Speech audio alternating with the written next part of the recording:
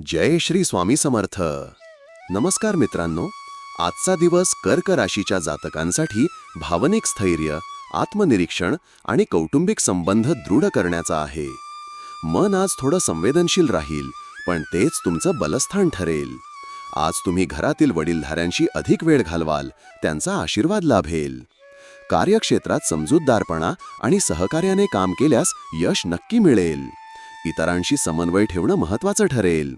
सेवा, शिक्षण किंवा सामाजिक क्षेत्रात काम करणाऱ्यांना विशेष यश मिळण्याची शक्यता आहे. व्यवसायात काही जुने प्रश्न उफाळून येऊ शकतात. भागीदारीतील पारदर्शकता ठेवणं आवश्यक ठरेल. नवीन गुंतवणूक करण्यापूर्वी नीट विचार करा. कौटुंबिक वातावरण शांत राहील. जीवनसाथीशी सुसंवाद वाढवा, त्यामुळे संबंध अधिक गहिरे होतील. एखाद्या कौटुंबिक कार्यक्रमाची योजना केली जाऊ शकते. प्रेमसंबंधांमध्ये भावनिक जवळीक वाढेल.